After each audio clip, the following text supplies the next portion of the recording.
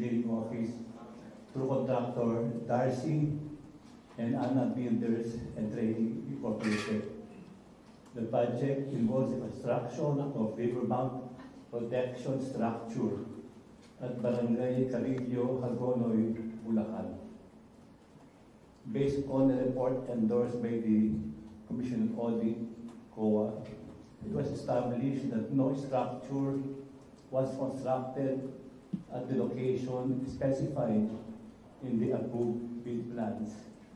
The results of the COA technical inspection, together with the available records, clearly established that the project was never implemented despite the unwarranted release and full payment of the contract costs by the DPWH to Darcy and Anna Builders and Trading Incorporated.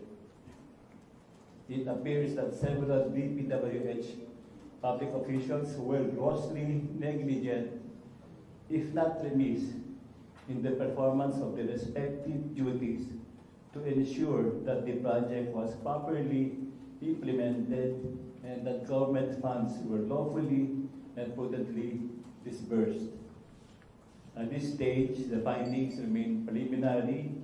The ICI will be recommending that the Ombudsman evaluate whether potential violations may exist on the part of Engineer Henry Alcantara, Engineer Bryce Erickson Hernandez, Engineer Ernesto Galang, Engineer Jolo Maribi Tayao, Engineer John Michael Ramos, Engineer Lemuel Efrain Roque, and Mr. Darcy Kimmel B. Respicio.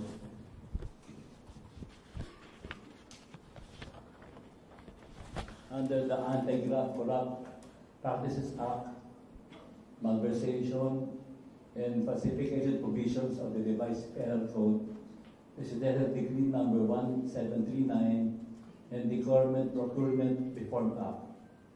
In addition, the Commission will be recommending that the Ombudsman assess whether there are possible potential violations of the Code of Conduct and ethical standards for public officials and employees may exist on the part of former DPWH Secretary Manuel Paloan, former Secretary Roberto Bernardo, and Maria Catalina Cabral, among others. The Commission emphasizes that it does not make categorical findings of guilt and that the responsibility for determining liability rests with the proper authorities. This interim report is intended to assist in ensuring accountability in infrastructure projects and in protecting the integrity of public funds. This briefer affirms the ICI's mandate to promote transparency and its duty to responsibly provide the public with reliable and accurate information. Thank you. We allow several questions. Hi, Good morning, Isa Cotoner from Bombo Radio, Philippines. Sir, ask lang namin regarding dun sa nangyari kahapon na command conference with the Philippine National Police. Can you update us kung ano yung mga napag-usapan doon sa command conference with other law enforcement po natin? Yes, preliminarily they have informed us that they already inspected 17 projects of the DPW, 17,000 has already been inspected preliminarily. Then there'll be another second inspection. So that's I was telling them that something awesome for them to have done 17,000 already. Justice, may bagong timeline ba kayo na sinet with the law enforcement po natin with this investigation po? Well, there's no timeline, but we organized yesterday a TWG. And we will be meeting regularly, maybe every month or every 2 weeks. Because from what I can feel from them, the PNP and the FP would also like to stop corruption.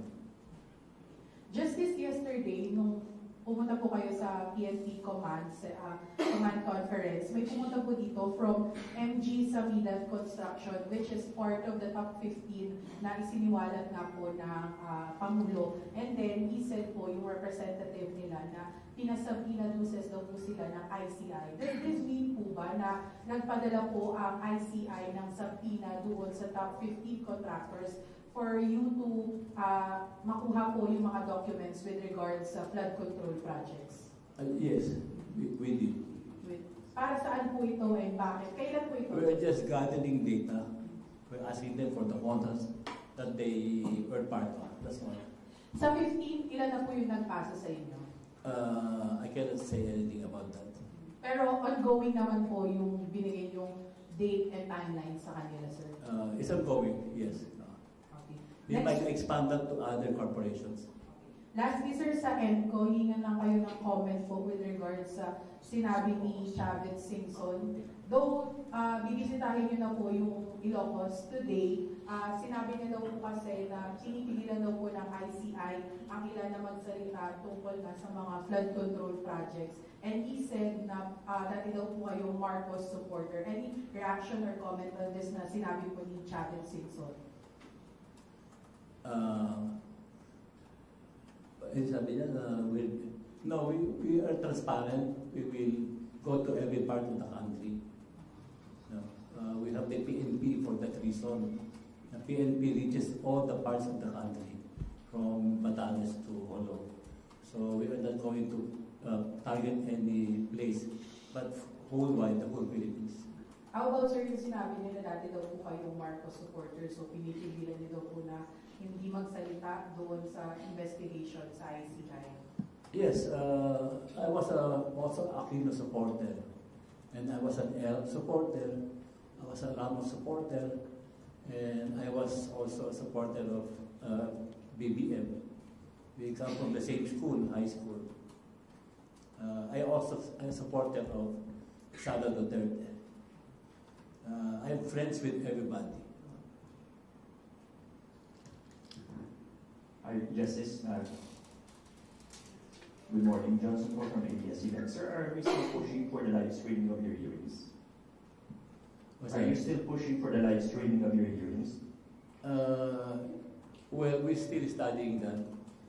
We might have something for you on that matter maybe next week. Because I understand that we have a scheduled November 17 hearing. So, are we ready for the live streaming by that time?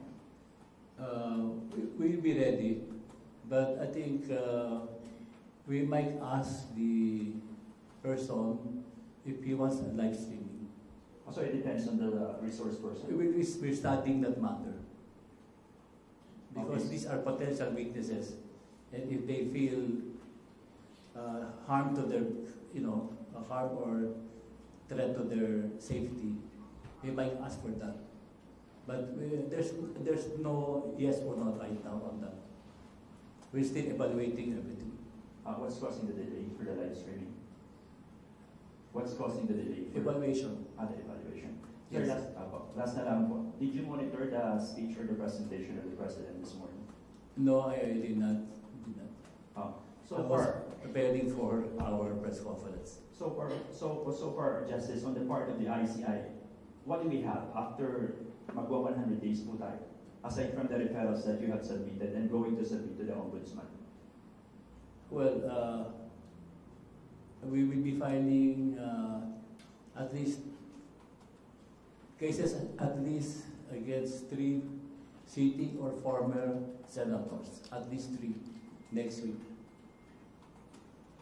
And I don't know if you can categorically answer also or support the statement of Secretary Vince Tizan of the DPWH. Are you hoping that there will be personalities involved in this flood control mess na makukulong on or before Christmas season? Do you think may makukulong? Well, that's a premature statement. I cannot influence the other parts of the government. We are only recommending. Thank you. But of course, I think everybody wishes that. Thank you. Sir, good morning, sir. I'd like to pick up on your point you said that there's going to be maybe 3 senators, but have already filed referrals against two, Senator Estrada and Senator Villanueva. Iba pa po yung tatlo na ba? Yes, at least 3. So, total of maybe 5 so far. Yes, 3 plus 2 is 5, yes. How about Congressman, sir? You've had Saldico and person of We interest. already filed against Saldico. Sir, are there more congressmen? I cannot, it's premature right now. Yes. Sir, konti lang po sir, kasi General Azurin is in Ilocos Norte now, and he has a scheduled inspection also in Cebu. Can we just get an elaboration on what General Azurin is doing on the ground with reference to what you're doing in the ICI? Because he's the advisor, and he is a former PNP chief, and we are utilized. He's a policeman also, so he would know how to deal with our resource persons in the province. And the end goal, of course, of this inspection is what? To verify if there's a ghost project. Sir, last one na lang. Under your EO, Section 3D, it's in the power of the ICI to recommend persons for state witness status. Will you be using that power, or will you leave it up to probably the Ombudsman or the DOJ to, because you've seen and you've talked to these witnesses and the cast of characters, so to speak. Yes, we'll be using them. We will see if we will be recommending. Maybe, yes. Sir, you've talked to probably the cast of characters that are involved in the flood control. You are, and you were a prosecutor before. In your assessment, dun po ba sa mga nakausap nyo, from contractors to PPWH officials, meron po bang pwede mag-qualify dun? No comment on that. Yes. Okay, thank you very much. I've been telegraphed, yeah. Thank you, sir. I think we're done. Thank you. Sir? All right, one more.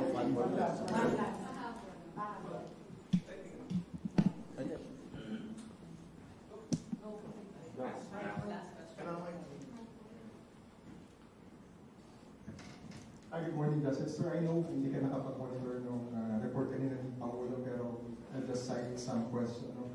He said dun sa earlier report na, and I quote, tinawag niyang balangyak yung mga kasabot sa flood control project, and sabi niya tapos na ang maliligaya ng araw, and he also said bago magpasko ay may makukulong. So with all the evidence and the testimonies that we have gathered, our case built up, and the recommendations that we have filed before, are we confident that this pronouncement of the President can be affirmed? Well, we are with the Filipino people on this crusade against corruption. Sir, follow up lang. Sinabi rin niya na he assured na walang makakalusot sa mga legal technicalities, meaning lahat ng cases na ipapile ay matibay. So, can you attest to this, sir? Well, we are just data gatherers and evidence build up. The one who will file the case is the Ombudsman. But we will try our best to help the Ombudsman build up the cases. Okay, but on your part, sir, yung recommendation referrals natin are firm enough? They're firm enough. But we can still submit evidence while the investigation is being done. Because baka may mag-crack up na new evidence. So we will submit that to the Ombudsman as the case may be. Thank you. Thank you, sir.